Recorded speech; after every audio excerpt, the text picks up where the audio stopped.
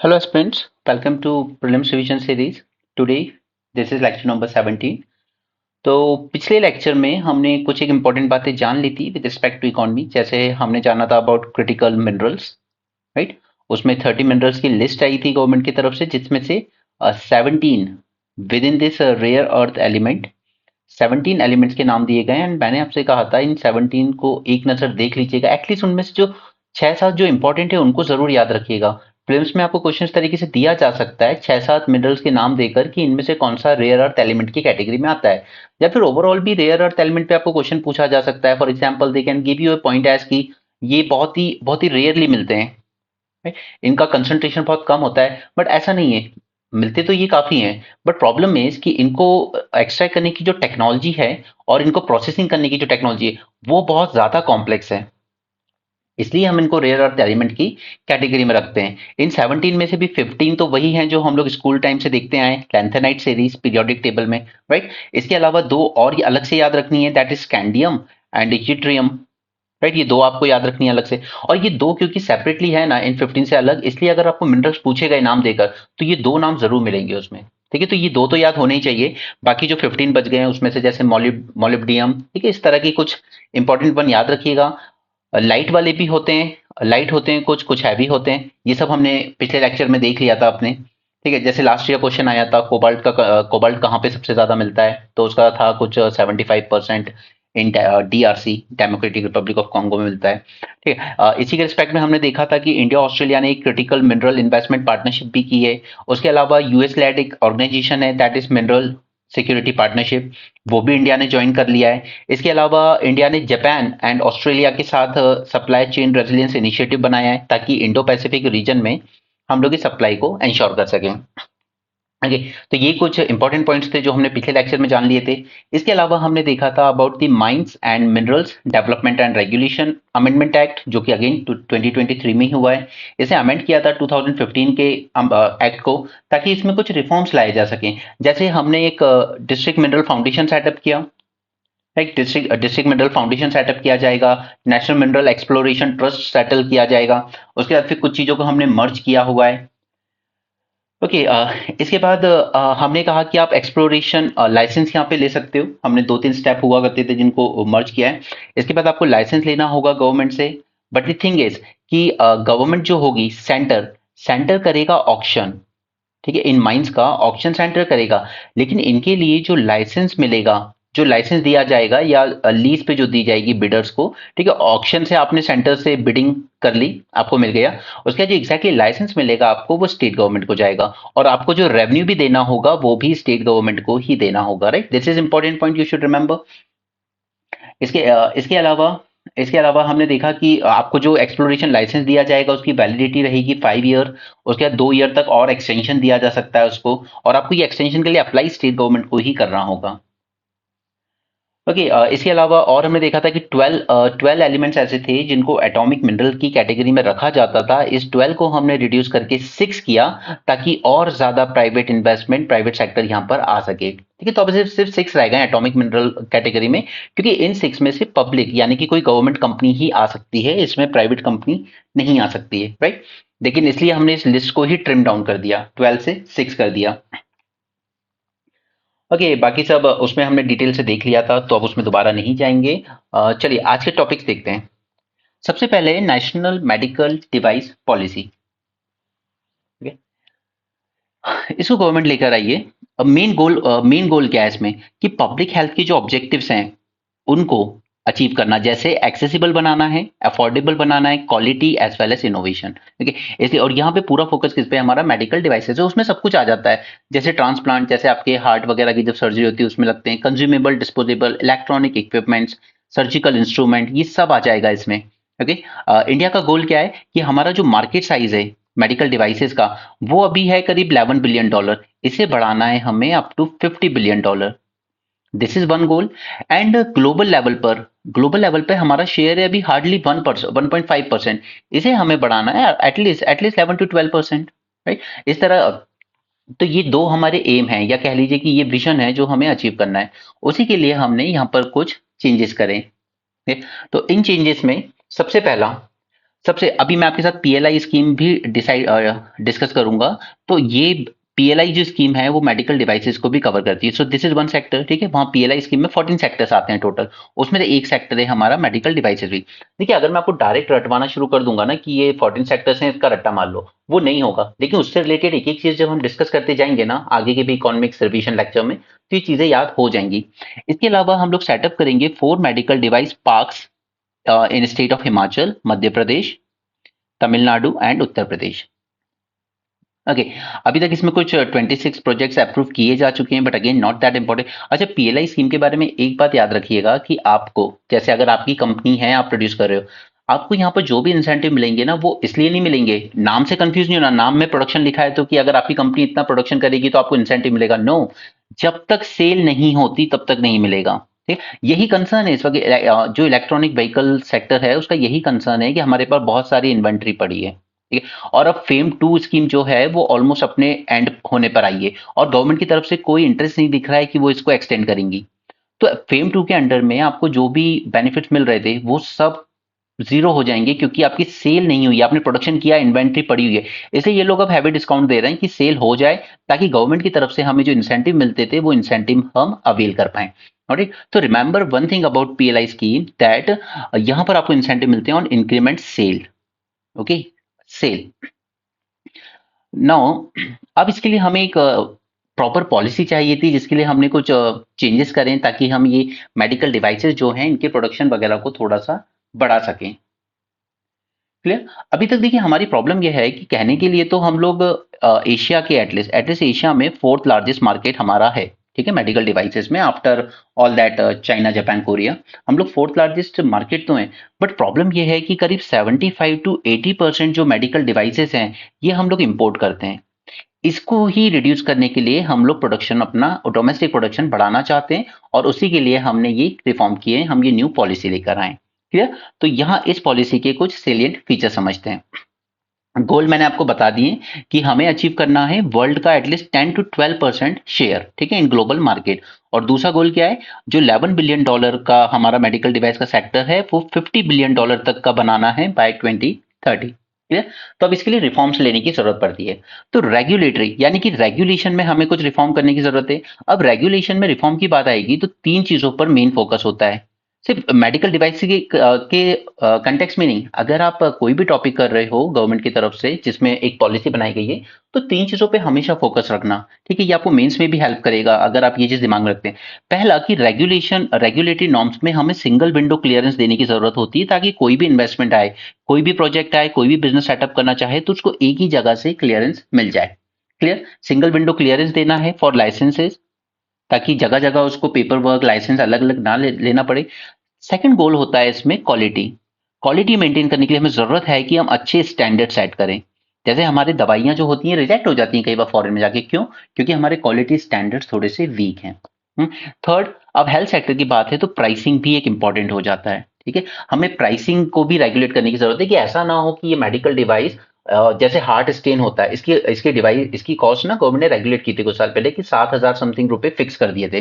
तो हमारे लिए जरूरी हो जाता है कि इसको अफोर्डेबल, क्योंकि हमने ऊपर गोल देखा ना अपना, हमने ऊपर देखा कि हमें इसको अफोर्डेबल भी बनाना है, राइट। एक्सेसिबल तो बनाना ही है, ज्यादा प्रोडक्शन होगा तो एक्सेसिबल हो जाएगा, बट अफोर्डेबल बनाने के लिए हमें प्राइस को भी मैनेज करना होगा, क्वालिटी के लिए स्टैंडर्ड्स बनाने होंगे, इनोवेशन के लिए हमें ज्यादा से ज्यादा इन्वेस्टमेंट लाना होगा। क्लियर?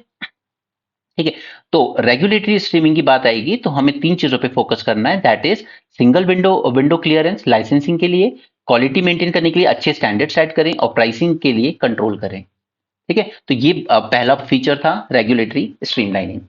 सेकंड है इनेबलिंग इंफ्रास्ट्रक्चर। अब इंफ्रास्ट्रक्चर ऐसा होना चाहिए कि प्रोडक्शन इजी किया जा सके, तेजी से किया जा सके। सपोज कि अगर मैं कोई फैक्ट्री लगाना चाहता हूँ मेडिकल डिवाइसेस प्रोड्यूस करने की, बट मेरे आसपास इंफ्रास्ट्रक्चर नहीं है उतना अच्छा, मेरे यहाँ 24/7 अच्छी क्वालिटी की पावर सप्लाई नहीं है, क्लीन वाटर नहीं है, इन चीजों को टेस्ट करने के लिए लेबोरेटरी वगैरह नहीं है, क्योंकि तो वो इंफ्रास्ट्रक्चर अगर अच्छा नहीं होगा तब तक मैं प्रोडक्शन नहीं कर सकता, मैं चाहूं तो भी।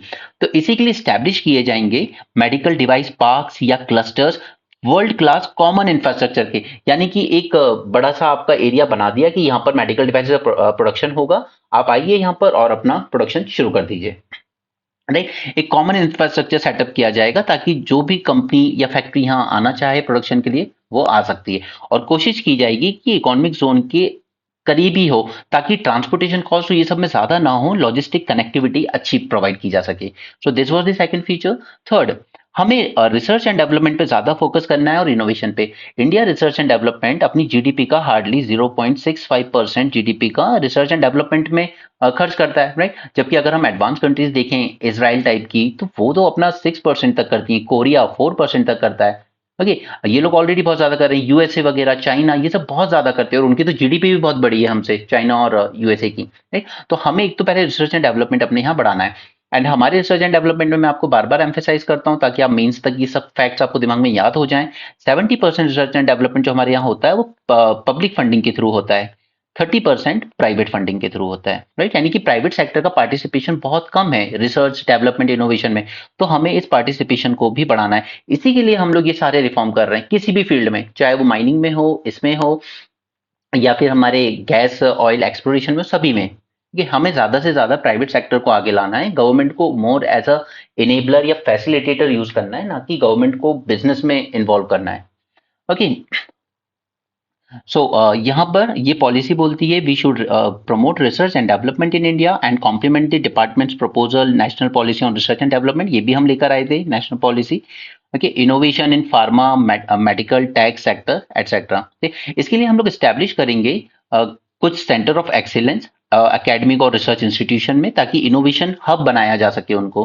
ठीक है, एक यूनिवर्सिटी, एक कॉलेज है, उसी में एक सेंटर ऑफ एक्सीलेंस बनाया जाएगा जो रिसर्च एंड डेवलपमेंट पे काम करेगा। ठीक है, प्लग एंड प्ले का इंफ्रास्ट्रक्चर करेंगे। Plug and play infrastructure is like कि आप ये गैस कीजिए कि मुझे आपके लिए लेक्चर्स रिकॉर्ड करने हैं, ठीक है। अब मैं डिजिटल बोर्ड लूं, कैमरा लूं, पूरा सेटअप लगाऊं, एक नॉइस प्रूफ रूम लूं, तो वो सब नहीं होगा, ठीक है। लेकिन अगर सपोज कीजिए कहीं पे ऐसा इंफ्रास्ट्रक्चर है जहां पर सब ऐसी शॉप्स बनी हुई हैं कि आप वहां वहां पर जाइए, अपना दिमाग में आपका कंटेंट है और जाके टीचिंग शुरू कर दीजिए। वहां डिजिटल बोर्ड लगा हुआ है, वहां रिकॉर्डिंग कैमरा लगा हुआ है, वहां बेस्ट क्वालिटी का माइक है, वहां साउंड प्रूफ ग्लासेस लगे हुए हैं, मुझे सिर्फ वहां जाना है और अपना काम शुरू कर देना। That is called as plug and play. Okay, तो हमें इसी तरह के क्लस्टर्स बनाने, हमें इसी तरह के सेंटर ऑफ एक्सीलेंस बना लें ताकि ये प्लग एंड प्ले इंफ्रास्ट्रक्चर हो। जिसको भी प्रोडक्शन करना है, आपके पास विजन है, आपके पास इन्वेस्टमेंट है, आइए और प्रोडक्शन करना शुरू कीजिए, राइट। स्टार्टअप्स को सपोर्ट मिलेगा, क्योंकि स्टार्टअप के लिए प्रॉब्लम क्या होती है, अब जैसे अगर मुझे करना है तो मुझे सब कुछ सेटअप करना पड़ेगा जीरो से। ठीक है, वो चीज अवॉइड करने के लिए मुझे ऐसा इंफ्रास्ट्रक्चर चाहिए जहां बस मैं जाऊं और मेरा काम शुरू कर सकूं, मुझे कुछ ये सब चीजें अरेंज ना करनी पड़े। ठीक है, वही बनाना है हमें मेडिकल डिवाइस के सेक्टर में। ऑलराइट, इसके बाद हमें अट्रैक्ट करना है इन्वेस्टमेंट, ज्यादा से ज्यादा इन्वेस्टमेंट अट्रैक्ट करना है ताकि हमारे जो मिशन चल रहे हैं आयुष्मान भारत, ठीक है, आयुष्मान भारत मिशन का हम क्या करेंगे अगर हमारे पास मेडिकल डिवाइसेस ही नहीं है। किसी को हार्ट सर्जरी करनी है, हमारे पास डिवाइसेस नहीं है, किसी का किडनी ट्रांसप्लांट करना है, हमारे पास डिवाइसेस नहीं है, तो फिर ये मिशन कैसे चलेंगे। इन सबको सपोर्ट करने के लिए हमें मेडिकल डिवाइसेस सेक्टर में इन्वेस्टमेंट बढ़ाना होगा, उसको और ज्यादा प्रमोट करना होगा, राइट। और उसके अलावा और भी मिशन चल रहे हैं जैसे heal in India, startup mission. This policy encourage private investment, a series of funding with venture capitalist and also triple P यानी कि प्राइवेट का पार्टिसिपेशन। ठीक है, इसके अलावा ह्यूमन रिसोर्स डेवलपमेंट। अब देखिए, जब तक आपके पास स्किल्ड वर्कफोर्स नहीं है ना, आप जितनी मर्जी पॉलिसी बना लीजिए कुछ नहीं होगा। ठीक है, स्किल्ड वर्कफोर्स बहुत जरूरी है। कोई भी प्रोडक्शन, सेमीकंडक्टर्स की हमने बात की थी पिछले लेक्चर में, सेमीकंडक्टर्स में फैब्रिकेशन यूनिट लगाना है वो बड़ी बात नहीं है। उस यूनिट में प्रोडक्शन करने के लिए आपके पास स्किल्ड वर्कफोर्स होगी या नहीं होगी, वो डिसाइड करेगा कि आपका सेमीकंडक्टर मिशन सक्सेस होगा या नहीं होगा। ठीक है, तो यहाँ पर हमें स्किल देनी है, रीस्किल करना है वर्कर्स को, आप स्किल करना है in the medical device sector, so we can leverage the available resources in Ministry of Skill Development and Entrepreneurship. इसलिए कहते हैं कि कोई भी विजन हो गवर्नमेंट का वो आइसोलेशन में नहीं हो सकता, कई मिनिस्ट्रीज को उसमें कोलैबोरेट करना पड़ता है। मेडिकल हेल्थ मिनिस्ट्री के किसी भी प्रोजेक्ट में आपको स्किल डेवलपमेंट मिनिस्ट्री की भी जरूरत पड़ेगी, ताकि वो इस सेक्टर के लिए या इस सेक्टर में आ रहे इन्वेस्टमेंट के लिए, प्रोजेक्ट्स के लिए स्किल्ड वर्कफोर्स तैयार कर सके, राइट। जैसे सपोज कि यहाँ पर मिनिस्ट्री ऑफ स्किल डेवलपमेंट कोई प्रोजेक्ट लॉन्च करती है कि हम 100 लोगों को ट्रेन करेंगे इन मेडिकल डिवाइसेस, राइट, इसकी मैन्युफैक्चरिंग में। क्यों? क्योंकि उसको हेल्थ मिनिस्ट्री ने कहा है कि हमारे पास इतने लाख करोड़ के प्रोजेक्ट्स आए हैं, हम 4 स्टेट में, जो हमने ऊपर देखा एमपी, यूपी एटसेट्रा, इन 4 स्टेट्स में हमारे यहाँ इन्वेस्टमेंट आए, वहां पर हम लोग मेडिकल पार्क बना रहे हैं, तो हमें वर्कफोर्स चाहिए। तो उसी टाइम पर सपोज कि मिनिस्ट्री ऑफ एमएसएमई लॉन्च करती है एक मिशन कि मुझे 100 लोगों को इस चीज में ट्रेन करना है, कौन एनरोल होना चाहता है आ जाए, राइट। तो कोलैबोरेशन से कोई पॉलिसी सक्सेसफुल होती है, सिर्फ डिजाइन करने से नहीं होगी। राइट, इसलिए कोई भी पॉलिसी को आप आइसोलेशन में डिसाइड या प्लान नहीं कर सकते, कॉपरेशन चाहिए होता है। इसलिए पार्लियामेंट में इंटरमिनिस्ट्रियल ग्रुप बनाए जाते हैं ढेर सारे, ताकि प्रोजेक्ट या मिशन के हिसाब से अलग अलग मिनिस्ट्री के लोग वहां बैठकर कोलैबोरेट कर सकें। राइट, नाउ हमें पार्टनरशिप डेवलप करनी होगी for foreign academic industrial organisations to develop medical technologies in order to be at equal pace with world market. जैसे जैसे वर्ल्ड मार्केट में और चीजें बेटर हो रही है, हमें भी और बेहतर बनना होगा। इसके बाद ब्रांड पोजिशनिंग, ब्रांड ये बहुत इंपॉर्टेंट चीज है आजकल, क्योंकि दुनिया इसी के पीछे भाग रही है। We need to study projects and learn from the best global practices. We need to learn from the best global practices of manufacturing and skilling system to explore the feasibility of adapting such as successful models in India. Okay, हमें और forum बनाने होंगे, अलग अलग stake holders को लाना होगा, knowledge share करना होगा एक दूसरे से, and build strong network across the sector. ठीक है, इसके लिए हम लोग एक डेडिकेटेड एक्सपोर्ट प्रमोशन काउंसिल भी बनाएंगे, क्योंकि हम लोग प्रोडक्शन कर रहे हैं तो ऑब्वियसली एक्सपोर्ट भी करना चाहेंगे। ठीक, तो इसके लिए हम लोग एक एक्सपोर्ट प्रमोशन काउंसिल बनाएंगे। अगर ब्रांडिंग होगी तो चीजें और अच्छी सेल होंगी। ठीक है, इसके अलावा हमने एक और स्कीम लेकर आए, इसी से related scheme, that is assistance. उसमें हम लोग असिस्टेंस प्रोवाइड करेंगे to medical device cluster for common facilities. ठीक है, इस जो हमारी स्कीम है, इसमें दो चीजों पे हम लोग फोकस करेंगे। पहला कॉमन फैसिलिटीज पर, वही जो ऊपर मैंने आपको बताया, प्लग एंड प्ले मॉडल। ठीक है, कॉमन फैसिलिटीज, कॉमन इंफ्रास्ट्रक्चर बना के दिया जाएगा। और दूसरा टेस्टिंग फैसिलिटीज, क्योंकि जब तक टेस्टिंग फैसिलिटीज नहीं होंगी तब तक आप वो क्वालिटी इंश्योर नहीं कर सकते। सिर्फ स्टैंडर्ड बना देने से तो नहीं होगा। ठीक है, अगर मैं प्रोडक्शन कर भी रहा हूं तो जब तक उस चीज की टेस्टिंग नहीं होगी तब तक कौन खरीदेगा मेरा product. Right, so this policy is expected to provide the required support and directions to strengthen the medical device industry into competitive, self-reliant, resilient and innovative industry that caters the healthcare needs of not only Indians but also of the world. Okay, तो ये हमारा पहला topic हुआ। चलिए second topic पे चलते हैं आज के, दैट इज सेमीकंडक्टर मैन्युफैक्चरिंग। इस पे ऑलरेडी मैंने आपको मेंस 450 प्लस में बहुत डिटेल लेक्चर दिया था। ठीक है, इसके सारे एस्पेक्ट्स कवर किए थे, गवर्नमेंट की सारी स्कीम्स भी कवर की थी। ओके, तो अगर आपने वो देखा है तो अब तक आपको ये सारी चीजें पता होंगी। स्पेशली देखिए, इसमें आपको दो तरीके से क्वेश्चन पूछा जा सकता है। पहला कि ये जो मैन्युफैक्चरिंग होती है एक चिप की, वो किस किस स्टेज से गुजरता है। ठीक, first you should know this. Second, government ने इसके लिए जो कुछ कुछ स्कीम्स लॉन्च की है उसके रिस्पेक्ट में आपसे पूछा जा सकता है। ये तो जब तक ये ना पता हो ना आपको कि इस पर्टिकुलर टॉपिक से क्वेश्चन मुझे किस तरीके से पूछा जा सकता है, तब तो उसको पढ़ने में इंटरेस्ट डेवलप नहीं कर सकते आप। सो ऑलवेज जब भी आप कोई टॉपिक पढ़ने बैठते हो तो पहले उसके बारे में सोचो कि मुझे इस टॉपिक से क्वेश्चन किस तरीके से आ सकता है एग्जाम में, तब आपके अंदर से वो इंटरेस्ट डेवलप होगा। अदरवाइज आप ऐसे प्लेन रीडिंग करते जाओगे तो यू विल से कि कुछ नहीं हो रहा है, कुछ नहीं हो रहा है। ठीक है, तो वो गलती मत करना। 2 मिनट का पॉज लेके एक बार सोचा करो टॉपिक के बारे में कि ये मुझसे किस तरीके से पूछा जा सकता है। ओके,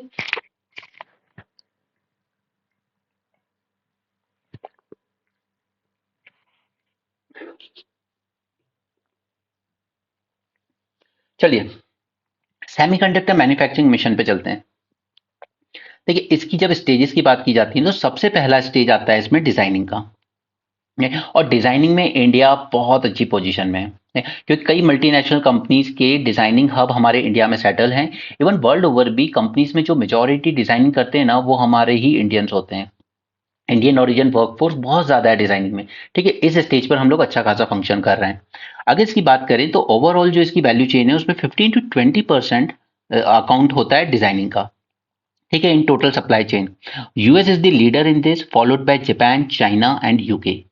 मैं बोल रहा हूँ हमारे यहाँ डिजाइनिंग में अच्छा खासा है, मतलब मल्टीनेशनल कंपनीज के ऑफिसेस हमारे यहाँ हैं, हमारे लोग उसमें काम कर रहे हैं। हम ये नहीं कह रहे हैं कि डिजाइनिंग में हमारी कंपनीज आगे हैं। फॉरेन कंपनीज ने बहुत सारों ने अपने अपने डिजाइनिंग हब इंडिया में बना रखे हैं। ठीक है, और बाकी इंडियन मैन पावर इसमें बहुत ज्यादा इन्वॉल्व है। Based on the electronics, computer-aided design and simulation design expertise, India can enter this space in collaboration with lead firms like Mentor Graphics, Scanning, okay, और हम लोगों ने यही अप्रोच फॉलो भी किया है। हम लोगों ने कोलैबोरेट किया है फॉरेन कंपनीज के साथ, और इंडिया डिजाइनिंग में अच्छा खासा एक शेयर रखता है। ठीक है, तो ये फर्स्ट स्टेज होती है इसकी। सेकंड स्टेज आती है चिप फैब्रिकेशन। ये सबसे इंपॉर्टेंट और सबसे टफ भी है। पहले आपको सिलिकॉन के वेफर्स बनाने पड़ते हैं पतले पतले, उसके बाद लेयर बाय लेयर उसको बिल्ड करना होता है। मतलब ये बहुत बहुत हाईली स्किल्ड जॉब है। ऐसा नहीं है कि इजीली इसको किया जा सकता है। और यही वो स्टेज है जिसमें इन्वेस्टमेंट हम सबसे ज्यादा अट्रैक्ट करना चाहते हैं लेकिन नहीं कर पा रहे हैं, क्योंकि देखिए इसके लिए आपको काफी कुछ चाहिए। आपको 24/7 अच्छे वोल्टेज का पावर सप्लाई चाहिए। अगर एक सेकंड के लिए भी लाइट चली गई ना, एक सेकंड के लिए भी पावर आउट हो गया, तो आपको पूरा फैब्रिकेशन शुरू से करना पड़ता है, वापस जीरो स्टेज से। राइट, उसी तरीके से आपको एकदम प्योर वाटर चाहिए, बिल्कुल प्योर वाटर, एकदम क्लीन वाटर। ठीक है, this is the second thing. And third thing is बहुत ही हाईली स्किल्ड वर्कफोर्स चाहिए। ठीक है, एक्सट्रीमली स्किल्ड वर्कफोर्स। ये कोई नॉर्मल लोगों का काम नहीं है। ये सबसे इंपॉर्टेंट स्टेज है, 35 to 40% सप्लाई चेन वैल्यू को कंसिडर करता है। सबसे complex and multi step process है। एचिंग की जाती है, डोपिंग की जाती है, फिर असेंबल की जाती हैं silicon wafers. India must not manufacture low nanometre chips. Low nanometre यानी कि 10 नैनोमीटर से लोअर वाली जो चिप होती है ना, ये काफी एडवांस मानी जाती है। और मैं आपको बार बार न्यूज़पेपर में बताता भी हूँ कि यूएसए ने यही चिप का एक्सपोर्ट या अपनी कंपनीज को ये तक कह दिया था कि आप चाइना में इन्वेस्ट नहीं करेंगे अगर आप 10 नैनोमीटर से कम की चिप्स बनाना चाहते हैं, because these are the most advance chips.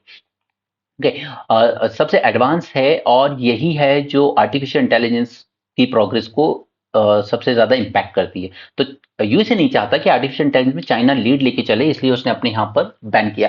UK ने भी किया है, नीदरलैंड ने भी किया है। राइट, तो इंडिया को फिलहाल के लिए, क्योंकि हम इसमें कहीं हिस्से नहीं करते, तो फिलहाल के लिए हमें लो नैनोमीटर चिप्स पे फोकस नहीं करना चाहिए, और हम कर भी नहीं रहे हैं। आज भी न्यूज़पेपर में जब आया था तो उसमें मैंने आपको बताया था कि हम 27 नैनोमीटर टाइप की चिप्स पे ज्यादा फोकस कर रहे हैं अभी।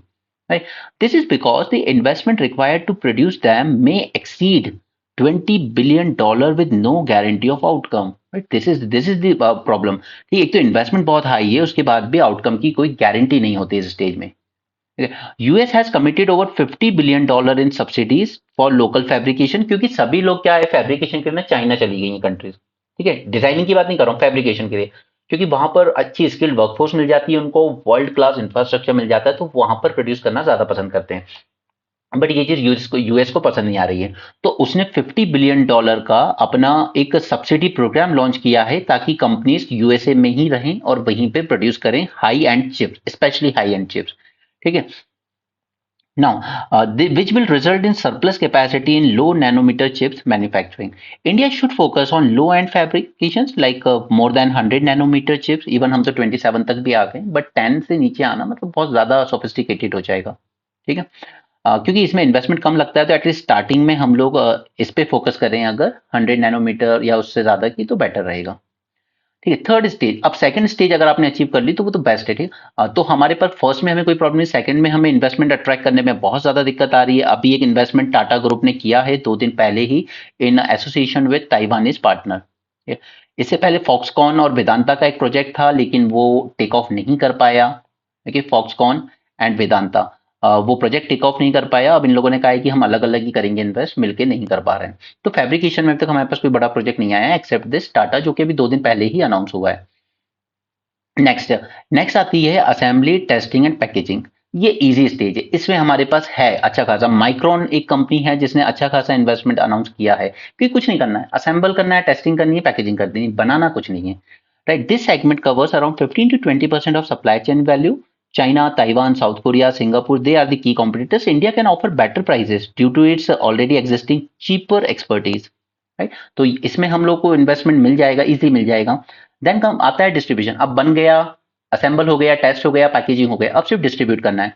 सो this segment accounts 5 to 10% of supply chain value. US, Canada, China, Taiwan are the key partner. Micron collaboration may help India to participate in this segment as it is logical next step to ATP segment. ठीक है, तो micron ने यहाँ भी invest किया है और उसमें असेंबली टेस्टिंग में भी इन्वेस्ट किया है। फाइनली एंड यूज, तो 15 to 20% of supply chain value. India a large manufacturer of smartphones. अब तो हम स्मार्टफोन भी काफी ज्यादा एक्सपोर्ट करने लगे। ऑटोमोबाइल हब हम लोग पहले से ही थे। ठीक है, लैपटॉप्स वगैरह। India can incentivise local manufacturers to use chips that are assembled in India, and this is a ready and waiting segment. See, हम लोग ऑटोमोबाइल में सबसे ज्यादा एक्सपोर्ट करते हैं। ठीक है, ऑटोमोबाइल हब माना जाता है इंडिया। स्मार्टफोन का हब बन चुका है, अब तो लगभग हर कंपनी इंक्लूडिंग एप्पल हमारे यहाँ पर प्रोडक्शन हो रहा है, और हमने काफी सारा एक्सपोर्ट भी किया। ऑब्वियसली वियतनाम हमसे ज्यादा आगे निकल गया है किसी वजह से, बट इवन इंडिया ने अपना शेयर अच्छा खासा बढ़ाया। हमने करीब 5% तक का शेयर अचीव कर लिया है वर्ल्ड ओवर। राइट। तो इसमें अगर हम इस तरह की का कोई कंडीशन लगा देते हैं कि हमारे जो लोकल मैन्युफैक्चरर्स हैं ये वही चिप्स को यूज करें जो इंडिया में असेंबल की गई है, ठीक है, तो हमारी ये जो थर्ड स्टेज है ना इसमें और ज्यादा इन्वेस्टमेंट हम लोग अट्रैक्ट कर सकते हैं। क्लियर? तो ये चीज मैंने आपके साथ मेंस 450 प्लस के लेक्चर में भी डिस्कस की थी, यहाँ पे डिस्कस की है। अब देख लेते हैं गवर्नमेंट इनिशिएटिव्स, क्योंकि ये भी आपके लिए क्वेश्चन बन के आएगा। अगर प्री में नहीं आया तो मेंस में तो डेफिनेटली आपको करना है। Government has approved Semicon Semicon India program with a total outlay of 76,000 crore for development of semiconductor and display manufacturing ecosystem। ठीक है, डिस्प्ले मैन्युफैक्चरिंग भी है इसमें, सेमीकंडक्टर के अलावा डिस्प्ले मैन्युफैक्चरिंग भी। ठीक है, इसको हालांकि मॉडिफाई किया गया दो वजहों से, क्योंकि ये तो एग्रेसिव इंसेंटिव हम लोग ऑफर कर रहे हैं, ठीक है, that has already have establish semiconductor ecosystem. क्योंकि हम लोग इंसेंटिव दे रहे हैं क्योंकि हमें स्टार्ट करना है, बट यूएसए तो अच्छा खासा आगे है, उसके बाद भी वो $50 बिलियन का प्रोग्राम ले आया इंसेंटिवाइज करने के लिए इनको, राइट। तो अब उन देशों से भी कॉम्पीट करना है कि आप यूएसए में मत इन्वेस्ट कीजिए, हमारे यहाँ आइए, ठीक। तो उसके लिए हमें इन्वेस्टमेंट, हमें ये इंसेंटिव देना पड़ रहा है, राइट, ताकि आप यूएसए नहीं, आप हमारे यहाँ आकर मैन्युफैक्चरिंग कीजिए। दूसरा, limited of number of companies owing the advance technologies. अब हम लोग फैब्रिकेशन करना चाहते हैं, ठीक है, स्टेज 2 की बात कर रहा हूँ।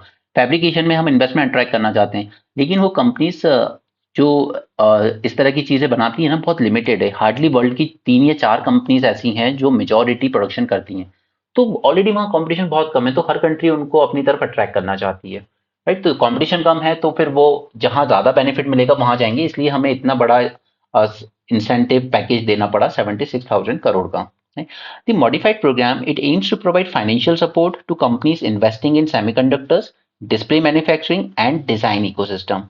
Okay? तो इस स्कीम्स, अब इसके अंडर में जो जो स्कीम्स हैं वो देख लेते हैं। First is modified scheme for setting up of semiconductor fabs fabrication. Okay, second stage वाली बात हो रही है यहाँ पे। Fab in India for attracting large investment for setting up semiconductor wafer fabrication facilities in India.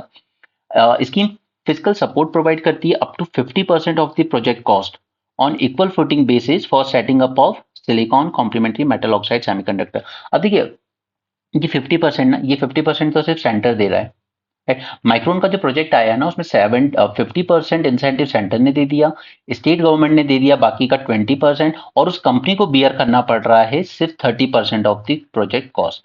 Right, तो जब 70% अगर इंसेंटिव मिलेगा गवर्नमेंट की तरफ से तो कंपनीज आएंगी। ओके, माइक्रोन इसलिए आया है यहाँ पर, लेकिन अगेन वो फैब्रिकेशन में नहीं आया है, वो आया है आपका वो assemble testing packaging and etcetera में, राइट। तो माइक्रोन का प्रोजेक्ट प्रोडक्शन में नहीं आया, प्रोडक्शन में अभी तक फैब्रिकेशन वाली जो स्टेज है सेकंड, उसमें एक ही प्रोजेक्ट हमारे पास आया है जो 2 दिन पहले अनाउंस हुआ है, ठीक है। वो भी ग्राउंड पे मटेरियलाइज होता है या नहीं वो टाइम बताएगा। Next is modified scheme for setting up of compound semiconductor silicon photonics sensors fab discrete semiconductor fab semiconductor assembly testing marketing packaging, मतलब सारी स्टेज से रिलेटेड ये स्कीम है। ठीक है, यहाँ पर भी सेंटर 50% कैपिटल एक्सपेंडिचर आपको देगा, आपका जितना खर्चा है उसका 50% सेंटर देगा, बाकी स्टेट गवर्नमेंट भी देंगे, क्योंकि स्टेट भी गवर्नमेंट भी कंपटीशन में है ना, जैसे महाराष्ट्र गुजरात की हमारे यहाँ ये हमारे यहाँ ये, तो वो भी देते हैं इंसेंटिव। नेक्स्ट हम लोगों ने इसी के अंडर में लॉन्च किया Semicon India future design. Okay, यहाँ पे डिजाइन फर्स्ट स्टेज वाली बात हो रही है, डिजाइन लिंक इंसेंटिव भी देंगे हम। ओके, यहाँ पर भी फाइनेंशियल इंसेंटिव देंगे, डिजाइन इंफ्रास्ट्रक्चर सपोर्ट देंगे आपको for development and deployment of semiconductor design. This scheme provides product design link incentive and deployment link incentive. ठीक है, डिजाइन और डेप्लॉयमेंट पे फोकस रहेगा यहाँ पर। ओके, तो आई होप ये समझ में आया हो। अब हम लोग चलेंगे प्रोडक्शन लिंक इंसेंटिव स्कीम की तरफ। अभी तक हमने 2 सेक्टर जान लिए, सेमीकंडक्टर्स वगैरह इलेक्ट्रॉनिक्स में भी देंगे हम पीएलआई का फायदा, वो मेडिकल मेडिकल में भी देंगे, ठीक है, मेडिकल डिवाइसेस में। तो अब चलते हैं प्रोडक्शन लिंक इंसेंटिव पर।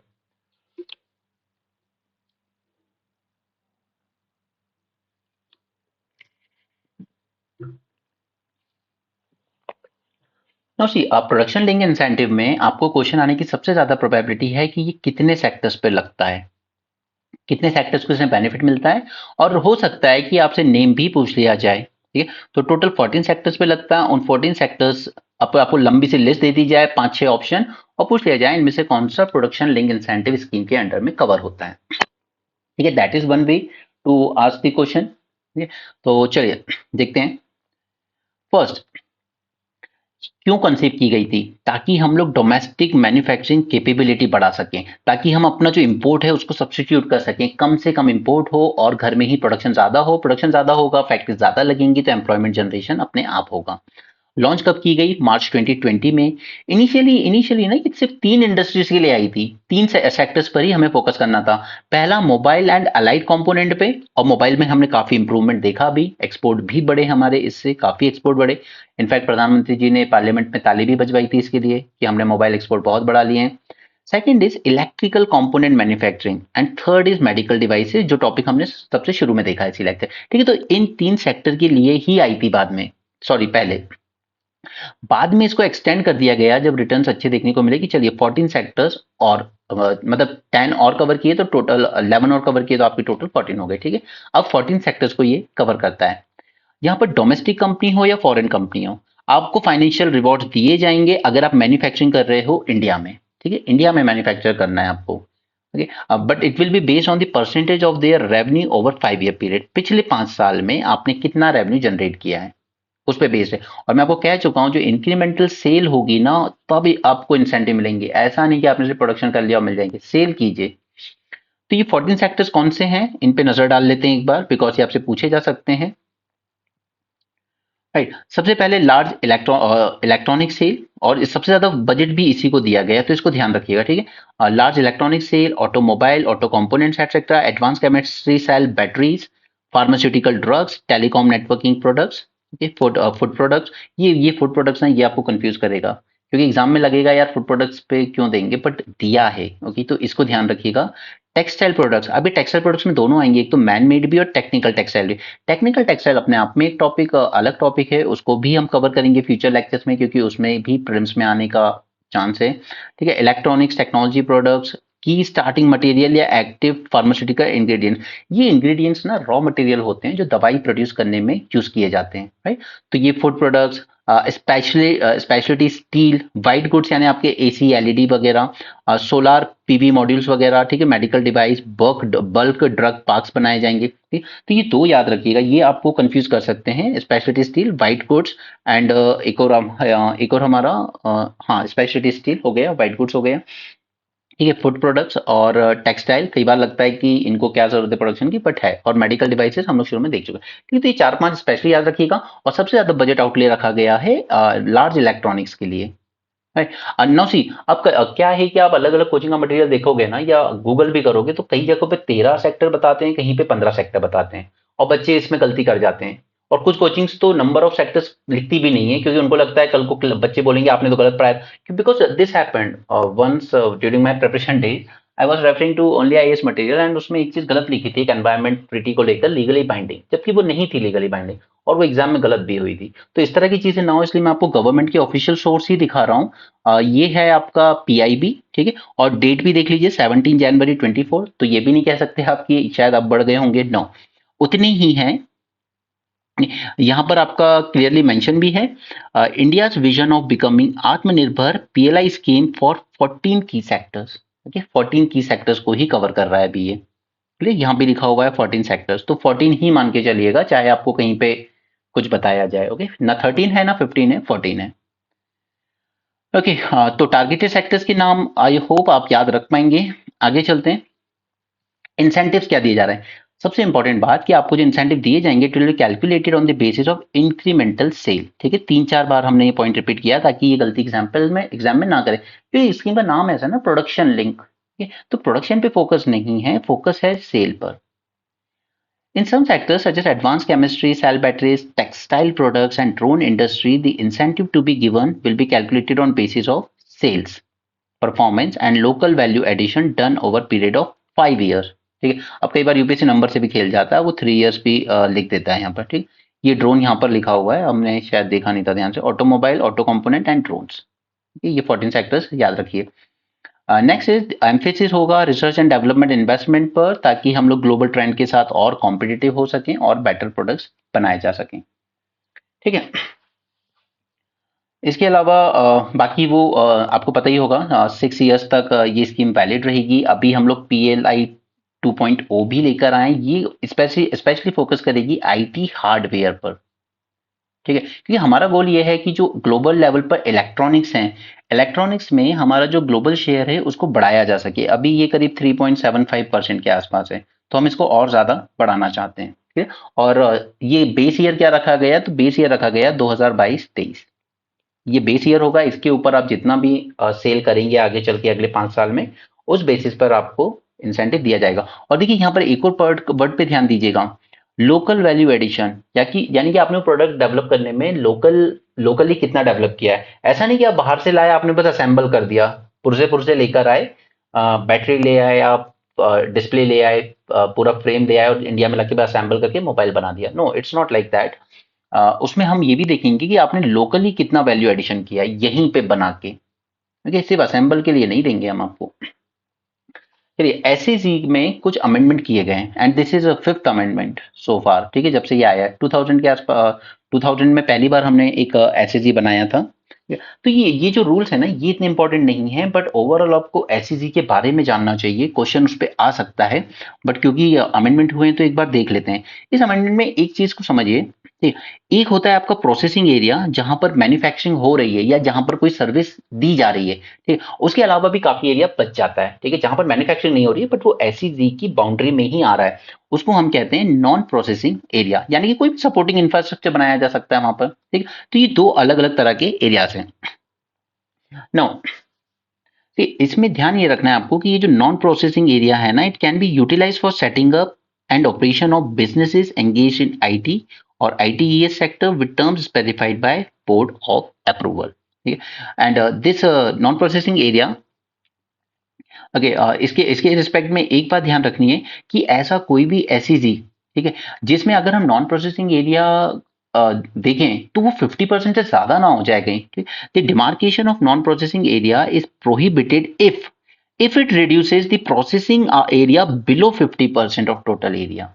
ठीक है, specified for different category cities. ठीक है, ये चीज नहीं होनी चाहिए।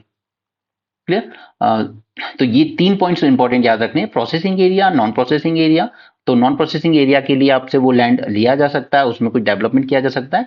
It outlines that the calculation of tax benefit repayment based on proportion of built up non processing area to the total built up processing area. ठीक है, उसको तो इसको डिमार्केट किया गया है, दो पार्ट में इस एरिया को डिवाइड कर दिया गया है। और इंपॉर्टेंट थिंग इज कि नॉन प्रोसेसिंग एरिया वहां काउंट नहीं किया जाएगा कि अगर मैं नॉन प्रोसेसिंग एरिया कंसिडर कर रहा हूं तो मेरा प्रोसेसिंग एरिया टोटल जो था उसमें से आधे से ज्यादा 50% ज्यादा चला गया नॉन प्रोसेसिंग में, और प्रोसेसिंग में से 50% है।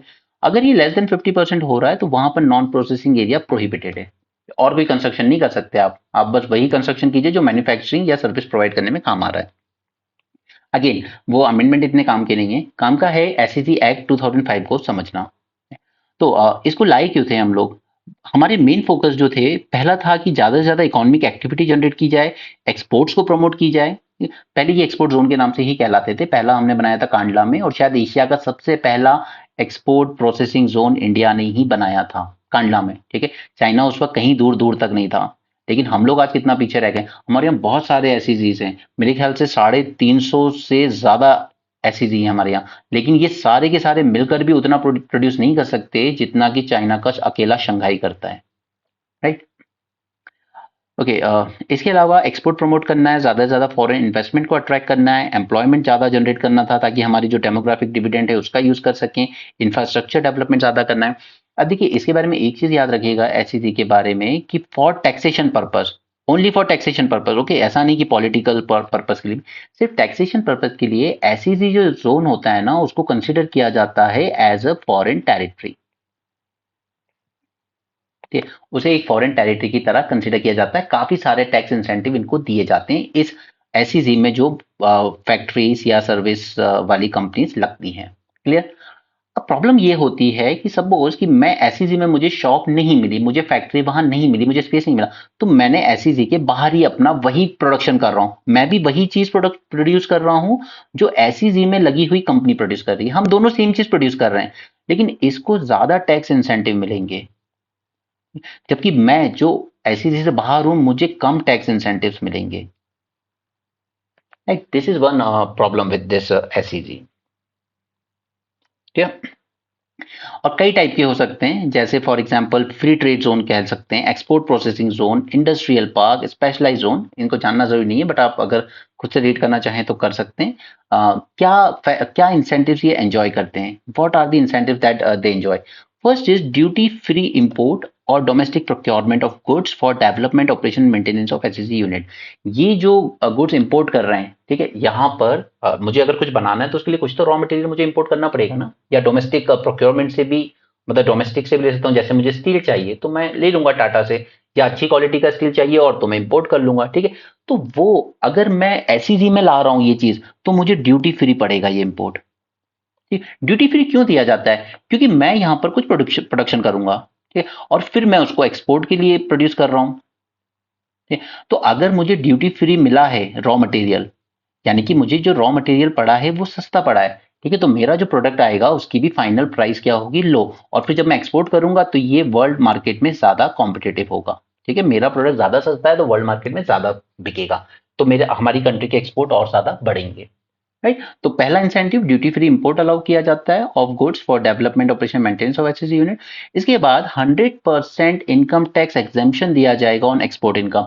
मैंने जितना एक्सपोर्ट किया है उस पे मेरी जो इनकम हुई है उस पे मुझे 100% इनकम टैक्स एग्जेम्पशन दिया जाएगा for first 5 years and 50% for next 5 year. यानी कि अगले 10 साल तक मैं थोड़ा सा मजे में रह सकता हूँ, ठीक है। अगर मैंने एसईसी के बाहर फैक्ट्री लगाई होती तो मुझे ये सब बेनिफिट नहीं मिलते, राइट।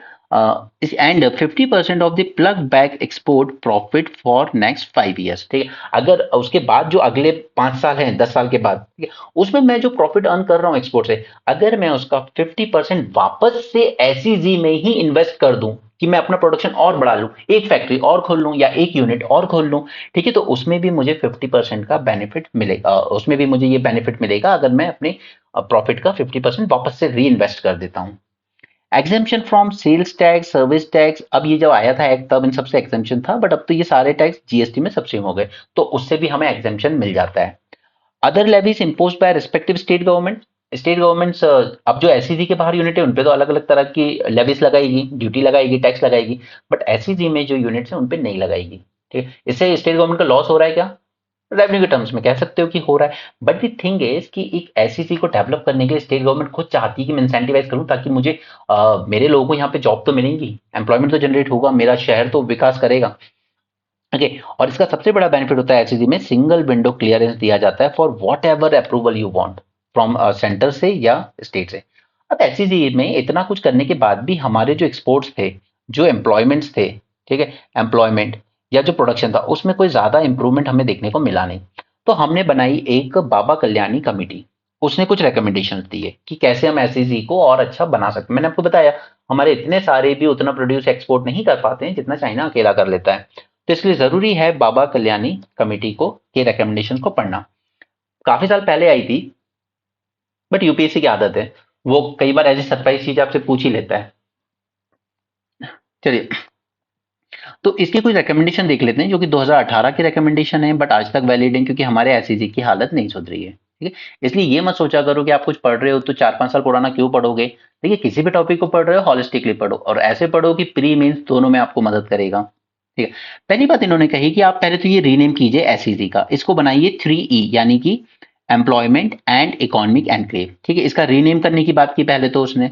दूसरी, shift from export growth to broad based employment and economic growth. सिर्फ एक्सपोर्ट पर ही फोकस कर रहे हैं हमारे एसईजी, ठीक है। एक्सपोर्ट हम हमारे कॉम्पीट कर नहीं पा रहे हैं बाहर जाके किसी वजह से, और वैसे चाइना जैसी चीजें कंट्री इतना सस्ता बनाएंगे तो कैसे कॉम्पीट करोगे, राइट। तो एक्सपोर्ट ग्रोथ पे फोकस ना करें एसईजी से, बल्कि ब्रॉड बेस्ड एम्प्लॉयमेंट जनरेट करने पर, इकोनॉमिक ग्रोथ को प्रमोट करने पर फोकस करें। Separate rules and procedure for manufacturing and service SEZ. अभी तक हमारे एसईजी चाहे वो सर्विस सेक्टर के लिए बने हो या मैन्युफैक्चरिंग के लिए बने हो, ठीक है, उन पे सेम रूल्स लगते हैं, बट इनका कहना है कि अलग अलग रूल्स होने चाहिए मैन्युफैक्चरिंग के लिए, सर्विसेज के लिए। जैसे आईटी सर्विसेज है, आईटीईएस है, उनके लिए अलग रूल्स हो, मैन्युफैक्चरिंग है उनके लिए अलग हो। Ease of doing business in these 3 E's such as integrated online portal for new investment, ताकि ये पेपर वर्क कम से कम किया जा सके। ऑनलाइन पोर्टल हो, वहीं पे एप्लीकेशन दे दीजिए, वहीं से आपको करेक्शन करवा दिए जाएंगे, अगर कोई कमी है तो वहीं से आपका सब क्लियर हो जाएगा। Extension of sunset clause and retaining tax and duty benefit. देखिए, सनसेट क्लॉज लगाना बहुत जरूरी था, क्यों, क्योंकि क्या कर रहे थे कि जैसे सपोज गुजरात में कोई एसईजी है, वहां पर मुझे 10 साल के लिए बेनिफिट मिल रहा है ना, 10 ईयर्स के लिए शुरू, 5+5। तो मैं यहाँ पे 10 साल बेनिफिट लूंगा, अपना प्रोडक्शन करूंगा, प्रॉफिट बनाऊंगा, सब कुछ करूंगा। उसके बाद मैं अपनी यूनिट उठा के चला जाऊंगा दूसरे एसईजी में, दूसरे स्टेट में।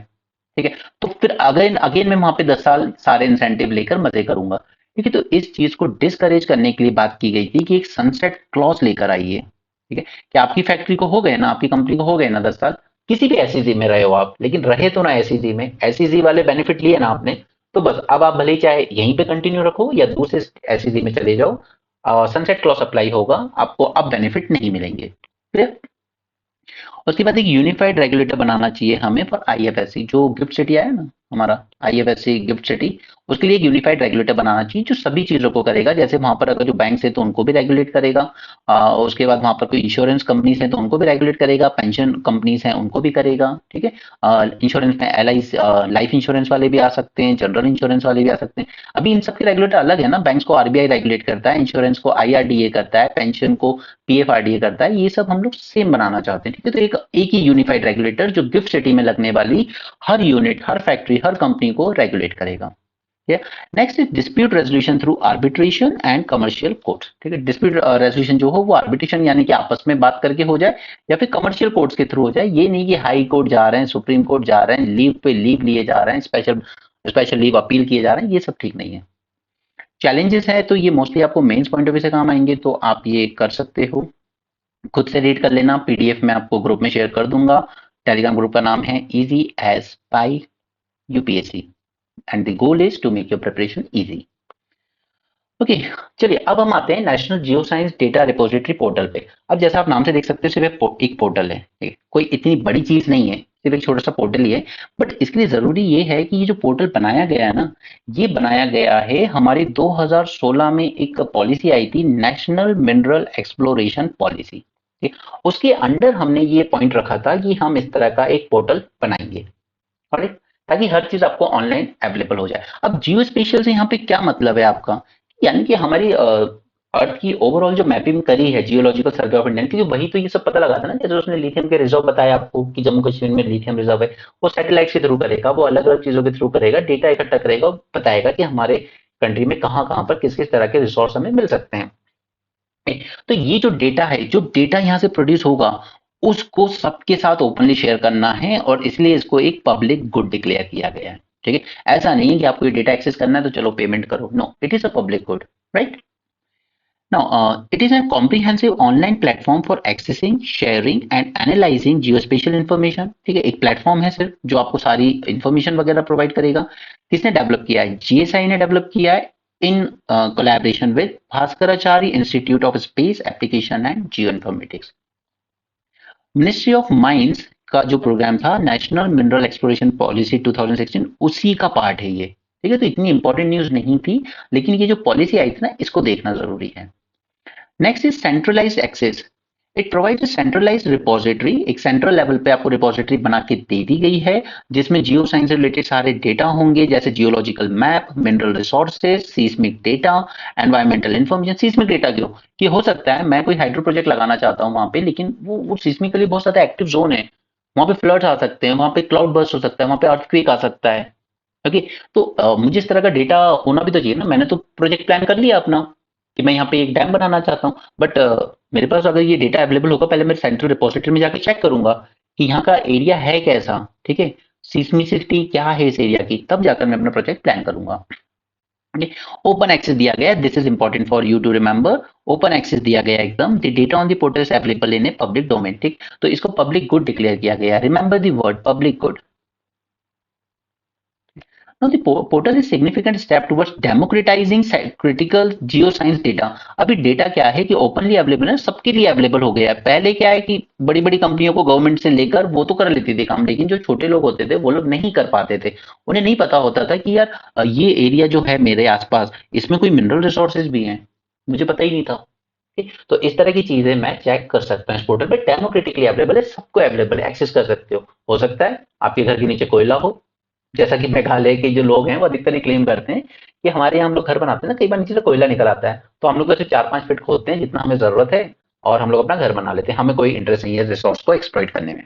right? It has the potential to revolutionize mineral exploration, empower various stakeholders and drive innovation across diverse fields.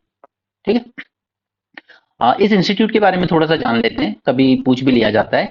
एक ऑटोनमस इंस्टीट्यूट है, okay, it society under ministry of electronics and information technology. तो अब ये मत सोचना कि यहाँ पे हम मिनिस्ट्री ऑफ माइंस की बात कर रहे थे, क्योंकि ये तो पोर्टल मिनिस्ट्री ऑफ माइंस ने लॉन्च किया है, ठीक है, बट एसोसिएशन में किसके? भास्कराचार्य इंस्टीट्यूट के, और भास्कराचार्य इंस्टीट्यूट आता है माइटी के अंडर में, राइट, ऑटोनोमस साइंटिफिक इंस्टीट्यूट है माइटी के अंडर में। तो याद रखिएगा, इसलिए मैं कहता हूँ कि ये मिनिस्ट्रीज जो है ना, ये अगर कोलैबोरेशन से काम करेंगी तभी कोई चीज ठीक से इंप्लीमेंट की जा सकती है, ऐसे आइसोलेशन में नहीं होती। और इसलिए आप लोग पॉलिटिकल लक्ष्मीकांत में पढ़ते हो इंटर मिनिस्ट्रियल ग्रुप्स के बारे में, वो इसीलिए बनाए जाते हैं। पर्पस क्या है? To provide services and solutions in implementing map based geospatial information system. Main area of focus is satellite communication, geoinformatics and geospatial technology. कहाँ पर लोकेट है? गांधीनगर में। अब ये जो नेशनल मिनरल एक्सप्लोरेशन पॉलिसी थी, इसके बारे में जान लेते हैं। देखिए 2016 में आई जरूर है, लेकिन क्योंकि ये पोर्टल अभी लॉन्च हुआ है तो हो सकता है यूपीएससी पीछे जाके इस पॉलिसी से आपको एक दो क्वेश्चन पूछ ले, ठीक है, तो इसको पढ़ लेते हैं अच्छे से।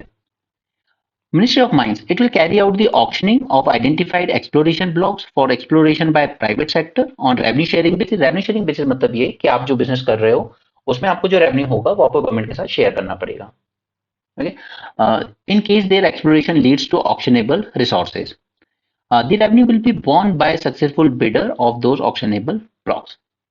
ठीक है, उसके बाद ऑप्शन किया जाएगा, जो बिड कर लेगा वो उसको रख सकता है माइन को।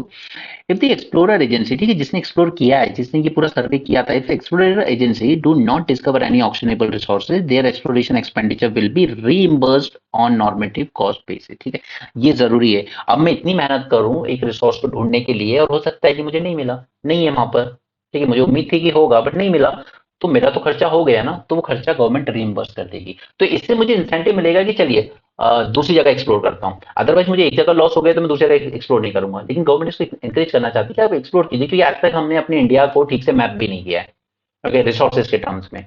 हम बाहर रिसोर्सेज ढूंढते फिरते हैं दुनिया भर में। Creation of baseline geoscientific data as a public good for open dissemination of free of charge, और यही बनाया गया है आपका जो टॉपिक हमने अभी पढ़ा, national geoscience data portal. ठीक है, वो जियो साइंटिफिक डेटा देगा एज अ पब्लिक गुड, यानी कि सबको ओपनली अवेलेबल है, okay, for dissemination of free of charge, कोई चार्ज नहीं देना आपको, आप डेटा एक्सेस कर सकते हो। Government will carry out national aero geophysical programme for acquiring state of art baseline data for targeting concealed mineral deposit. ठीक है, जो मिनरल्स वगैरह हमारी जमीन में है उसके लिए एरो जियो फिजिकल प्रोग्राम चलाया जाएगा ताकि वो सर्वे करके हम पता लगा सकें। Next is national Jio scientific data repository, propose थी उस टाइम जो 2016 में जब पॉलिसी आई थी, अब हमने बना ली है, ये अनाउंस कर दी गई है। Government proposes to establish a not for profit autonomous institution that will be known as National Center for Mineral Targeting in collaboration with scientific and research bodies, universities, industry, etc.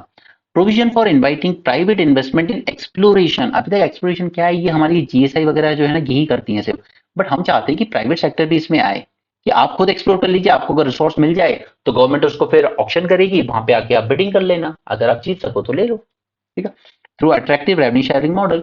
और revenue भी आप हमारे साथ तभी share करना जब आप कुछ सेल कर पाओ। On the lines of Uncover project of Australia, government intends to launch a special initiative to probe deep-seated and concealed mineral deposit in the country in collaboration with National Geophysical Research Institute and proposed NCMT Geoscience Australia etc. ठीक है, deep seated conceal mineral यानी कि जो अभी तक ढूंढे नहीं गए, जैसे हमारे यहाँ ओशियन में पॉलीमेटालिक नोड्यूल है, ठीक है, इस टाइप के, या हमारे यहाँ पर कुछ शेल गैस के रिजर्व भी बताए गए हैं, बट अभी तक हम इनको ठीक से एक्सप्लॉइट नहीं कर पाए। ठीक है, शेल गैस रिजर्व अगर हमारे अच्छे खासे हुए तो वो हमारी ऑयल इंपोर्ट की प्रॉब्लम को सॉल्व कर देगा। अब कल मैंने आपके साथ mines and mineral development act तो डिस्कस कर लिया था, बट उसी के साथ मैंने आपको लास्ट क्लास में बस पासिंग रेफरेंस दिया था about the offshore areas mineral development regulation act 2023। Offshore mineral यानी कि क्या है, ये मेरा इंडिया है, यहाँ समुद्र में जो रिसोर्स लोकेटेड है अंडर द सी, ये मेरे कहलाते हैं ऑफशोर।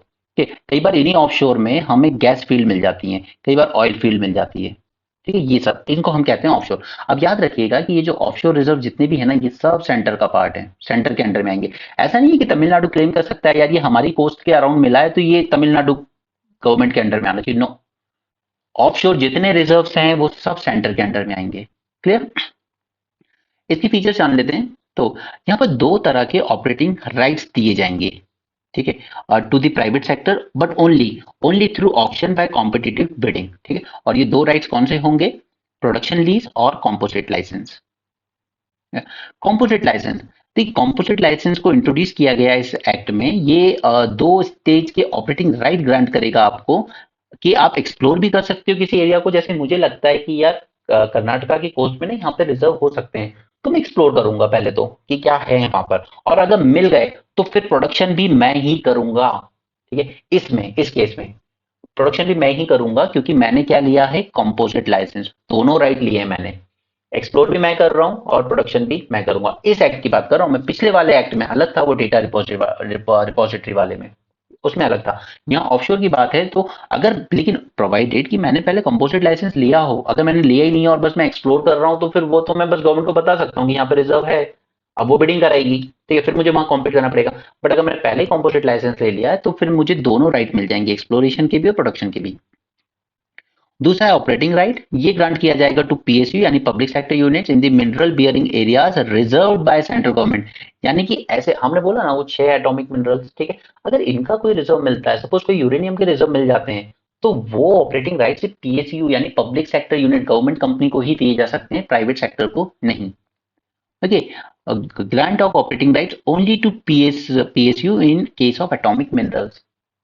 देखिए एटॉमिक मिनरल्स जो 6 बज गए हैं अब, mines and minerals development act में हम लोग 12 से 6 कर दिए ना हमने, तो इन 6 को सिर्फ पब्लिक सेक्टर यूनिट्स या public sector enterprise government companies ही उसको ही ऑपरेटिंग राइट दिए जा सकते हैं। Provision for renewable of production lease has been removed and its period has been fixed to 50 years। ठीक है, पहले क्या था कि आपको जो लाइसेंस ये दिया जाता था, लीज दी जाती थी, ये 30 इयर्स की दी जाती थी, फिर आप 20 साल का और एक्सटेंशन ले सकते हो रिन्यू करा के। बट ये सब खत्म कर दिया है, डायरेक्टली आप एक ही बार में 50 इयर्स के लिए ले सकते हो, ठीक है। कंपोजिट लाइसेंस अच्छी चीज है, पहले आपको क्या अलग अलग लेना पड़ता था, एक्सप्लोरेशन के लिए मैं अलग लाइसेंस लूं, प्रोडक्शन के लिए मैं अलग लाइसेंस लूं, अब मुझे कंपोजिट लाइसेंस दे दीजिए, okay? तो वो बिजनेस बिजनेस को इजी बनाएगा, ठीक है। तो अभी तक 3 इंपॉर्टेंट पॉइंट समझ लीजिए। कंपोजिट लाइसेंस अगेन इंपॉर्टेंट, दूसरा एटॉमिक मिनरल्स के लिए सिर्फ पीएसयूज को दिया जाएगा, सेकंड पॉइंट हो गया। थर्ड पॉइंट कि जो 30 + 20 इयर्स एक्सटेंशन रिन्यूअल वो सब लफड़ा था वो खत्म कर दिया, आप सिर्फ 50 इयर्स के लिए आप एक ही बार में ले लीजिए। क्लियर? इसके बाद limit has been introduce on total area one person can acquire in the offshore. इस पे लिमिट लगा दी गई, ऐसा नहीं कि ऑफशोर में मेरे पास पैसा है या मैं अंबानी हूं तो मैं ही सारा एरिया ले लूं, no, there is limit, limit has been introduce in total area one person can acquire in offshore. Now a person cannot acquire more than 45 minutes latitude by 45 minutes longitude in respect of any mineral or prescribed group of associated minerals under one or more operating rights. To ensure the availability of funds for exploration, mitigation of adverse impact जो आपको offshore mining से होंगे, disaster relief, research या interest or benefit of person affected by exploration or production operation etc.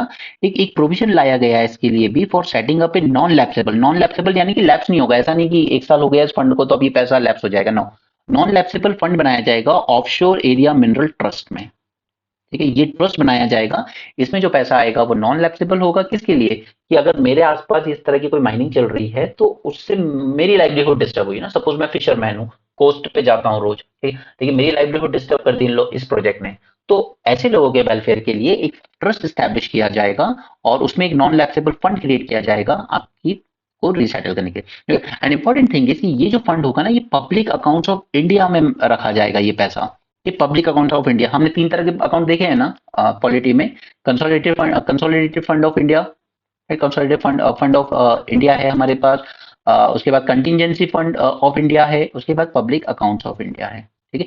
ये जो public account of India है उसमें जाएगा ये फंड, क्लियर? ये बात याद रखिएगा, एग्जाम में स्टेटमेंट चेंज करके कंसोलिडेटेड लिख देगा तो फिर गलती हो जाएगी, ऐसी गलती से बचना है अपन को। This will be funded by additional levy on production of minerals and not exceeding 1/3 of the royalty। जितनी रॉयल्टी गवर्नमेंट को आप दे रहे हो उसका 1/3 से कम ही आपको कंट्रीब्यूशन करना होगा या एडिशनल लेवी देना होगा। द एग्जैक्ट रेट क्या होगा इस लेवी का, it will be prescribed by central government, ठीक है, कितना भी हो सकता है वो। इससे ease of doing business promote होगी, obviously there is easy transfer of computed licence as well, कि अब मैं नहीं करना चाह रहा एक्सप्लोर, ठीक है, मेरे पास 50 साल की लीज है बट अब मुझे नहीं करना, तो मैं दूसरे को बेच दूंगा, ठीक है। तो ये ट्रांसफरेबल भी रखा गया है, ये पॉइंट भी याद रखिए, ये स्टेटमेंट में दिया जाएगा आपको। To ensure timely start of production from the lease, the bill introduced the timelines for commencement of production and dispatch after the execution of production lease. Royalty, auction premium, other revenues from production of minerals offshore area shall accrue to the government of India. अब मैंने आपको कहा पिछला वाला जो था उसमें क्या था, मैंने कहा था आपको कि सेंटर ऑप्शन करेगा, लेकिन रेवेन्यू वगैरह कहाँ देना है आपको, लाइसेंस कहाँ से लेना है, स्टेट से। बट ये जो ऑफशोर वाले, क्योंकि ऑफशोर वाले हैं, ये सिर्फ सेंट्रल गवर्नमेंट का राइट है इस पे, ठीक है। तो यहाँ पे जो रेवेन्यू आएगा, रॉयल्टी आएगी, रेवेन्यू आएगा, वो गवर्नमेंट ऑफ इंडिया को जाएगा, स्टेट गवर्नमेंट को नहीं। Okay, right. तो हमने यहाँ पे 4-5 एक्ट देखे आज। आई होप आपको समझ में आए हों, एंड समझने से ज्यादा जरूरी है कि आपको इंटरेस्टिंग लगा हो, बिकॉज जब आप खुद से पढ़ते हो तो चीजें कई बार थोड़ी सी हौच पौच फील होती हैं, राइट। तो I have tried my best कि आपको लेक्चर इंटरेस्टिंग भी लगा हो एंड समझ भी आया हो। और आपको ये पीडीएफ चाहिए तो मैं आपको टेलीग्राम ग्रुप में शेयर कर दूंगा, ठीक है। टेलीग्राम ग्रुप का नाम मैंने आपको बताया ही है। एंड ये lecture, this is lecture number 17, ये मैं सभी के लिए ओपन रख रहा हूँ। राइट। अब बाकी अगर आप चाहें तो आप अब ऐप डाउनलोड कर सकते हैं, दैट इज इजी एज पाई, इस नाम से आपको प्ले स्टोर पर ऐप मिल जाएगी, आप उसको डाउनलोड कर सकते हैं वहां से। और अगर आप चाहें तो फिल्म डिवीजन का जो पेड कोर्स है उसको सब्सक्राइब कर सकते हैं। Okay, so that's it for this session, thanks for joining, have a great day and keep learning.